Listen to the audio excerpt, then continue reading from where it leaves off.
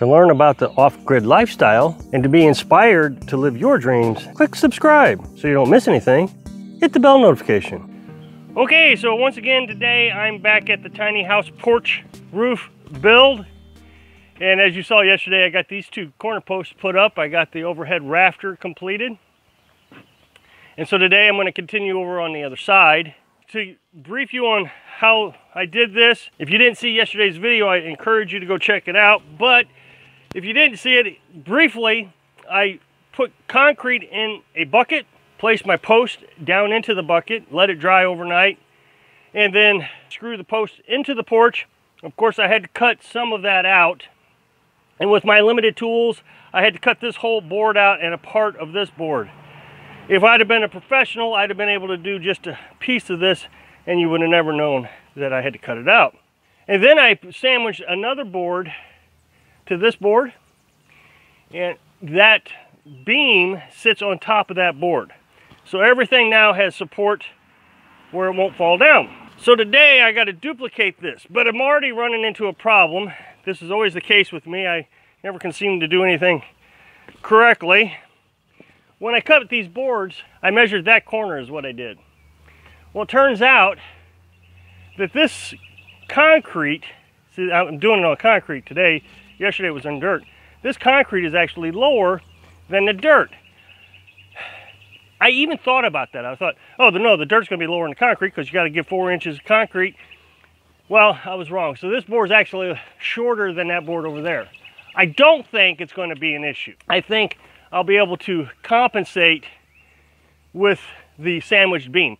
But if I do have a problem, I can simply shim something underneath the bucket. Maybe some bricks or something. We'll figure it out if I have to shim it up a little.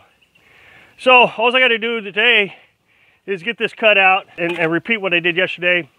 Get that extra header up here. And if there's time, I'm going to go ahead and start running headers across from this beam to that beam. Now, as I said in yesterday's video, I'm still not very impressed with this concrete.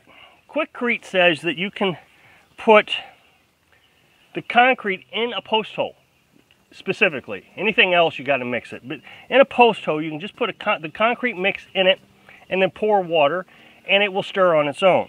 It has hardened very well. I mean, that is concrete down there. But at the top, it's still very spongy. I can put my fingerprints into it. So I'm not very impressed with it. It's cracking here. You can see the cracks. I can actually rub the cracks out. Look at that.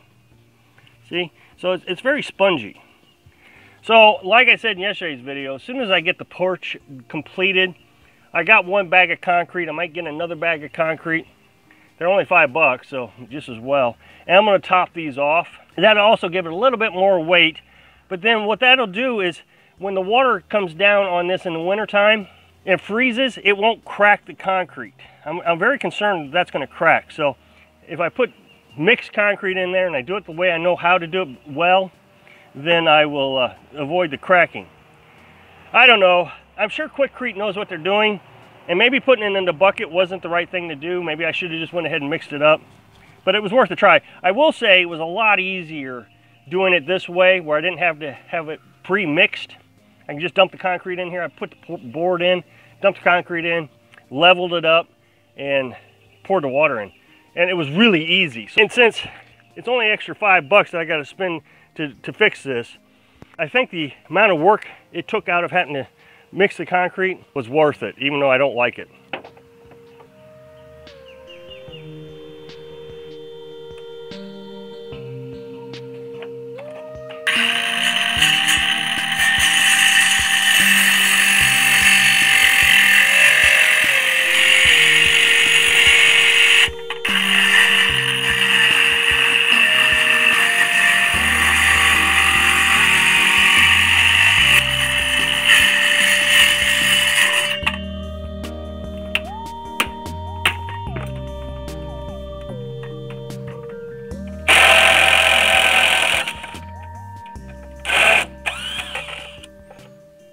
In case you missed the previous videos, I was using this to keep the board from moving around while the concrete was drying.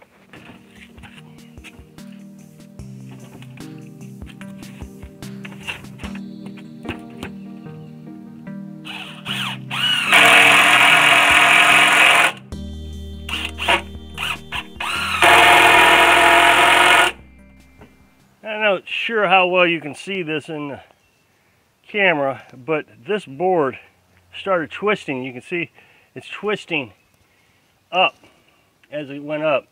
That'll make for an interesting challenge. It'll straighten up once I get the cross beam put in, but until then it's going to be difficult to deal with.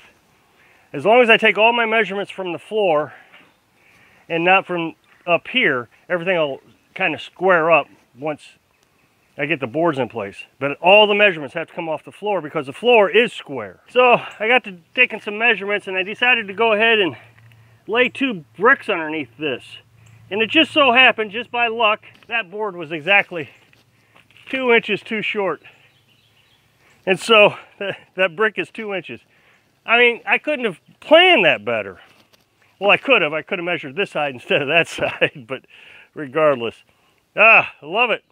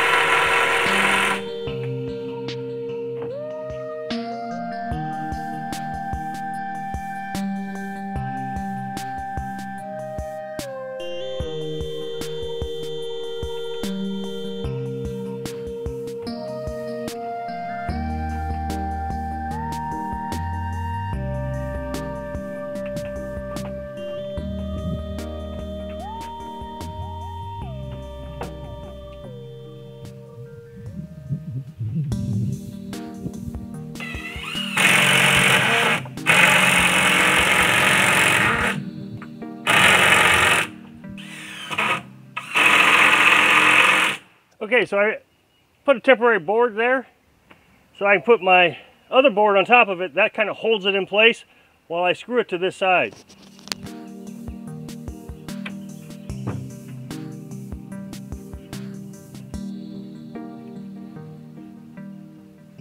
So earlier I was telling you to take your measurements from the floor because it's square. Here you'll see what I was talking about.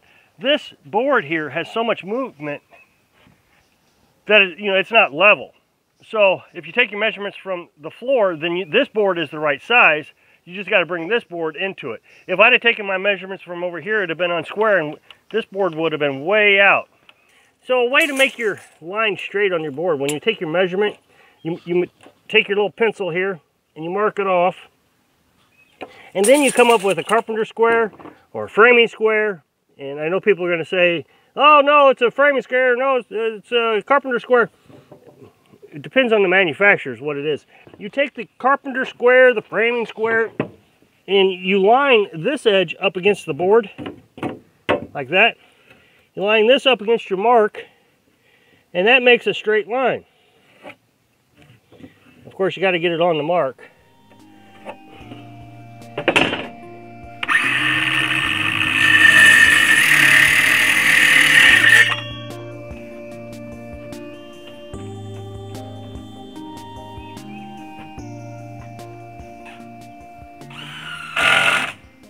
The cat's getting more comfortable around us all the time. A year ago, she wouldn't have gotten that close, I don't think. Or at least that close and that relaxed. So that's pretty incredible. Okay, so I think today I'm going to wrap up. It's getting close to the afternoon time. So I've got the box made now. All 4 corners are wrapped around. So now the only thing I got to do is put beams across. I got to put 5 beams across, 1 every 2 feet. So you got this beam, and then when you come back 2 feet, a beam, all the way across. So it'd be like floor joists or rafters or whatever you want to call it. Studs. Now, I put this up here, just temporary, a little 1x6. That's what I use for the deck here. And what I'm going to do with that is, as I drag the boards across, that'll help the board stay up here. That way I don't have to have 2 people or put fixtures over here to hold it like I did here. See, I had to put this here to hold that board in place. So this will speed up the process. So just cut and hang is all I got to do tomorrow. And then I'll try to start assembling the roof, put the plastic sheets on for the roofing material. Now, I didn't go all the way to the wall with this board. I did that deliberately. I didn't want that board, if I'd put the board up against the wall, if the wind blows, the trailer frame actually does a little twisting. If the porch is going one way and the house is going the other way, it'll rub up against there and make noise. Now, the plastic I'm going to use, the roofing material, you can buy this at Home Depot, is right here. And Carolyn wants to do this so she can have like a greenhouse effect when she's starting her plants. Remember, the porch is going to be pretty shaded in the summer, so we're not really worried about it being used for shading, but just as a covering. So if it's raining, we come out, we don't get wet. So, I hope I can inspire you to build something for your dream. Thanks for watching.